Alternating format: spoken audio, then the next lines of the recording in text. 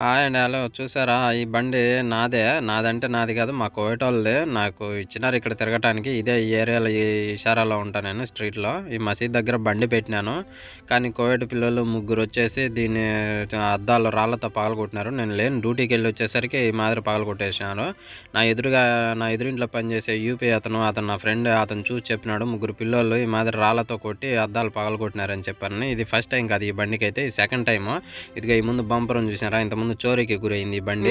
ఇప్పుడు మళ్ళా దాడికి గురైంది. మనం ఏం చేయలేం కదా అండి. ఒకవేళ వాళ్ళు కొడతా ఉన్నప్పుడు మనం చూస్తా ఉన్నా కానీ మనం వాళ్ళని ఏం ఆపలేము. ఆ రాళ్ళు మన పైకి తిరుగుతాయి. మళ్ళీ జాగ్రత్తగా ఉండటమే మనము. కోయటాలుగా చెప్పినాలేండి, వాళ్ళు టేక్ ఇట్ ఈజీ మళ్ళీ అన్నారు. మొత్తానికి నుంచి బయలుదేరి మా బాబా మహబూబ్లాలో ఉంటే ఆడికి డ్యూటీకి వచ్చినాను. పూర్తి చేసుకుని ఇటు ఛాయ్ తీసుకున్నాను. కానీ ఈడికి వచ్చేసరికి కనిపిస్తుంది కదా బిల్డింగ్ ఇదే. దీనిపై నుంచి ఆఫ్రికా ఒక అతను దూకి సూసైడ్ చేసుకున్నాడంట. మరి సూసైడో మర్డరో తెలియదు. మొత్తానికి పోలీసు వాళ్ళంతా ఉండరు. ఈయన ఆడుండేది పోలీసు వాళ్ళ బండి. టుడే ఇలా ఫినిష్ అయింది నాకు. ఉంటా మరి.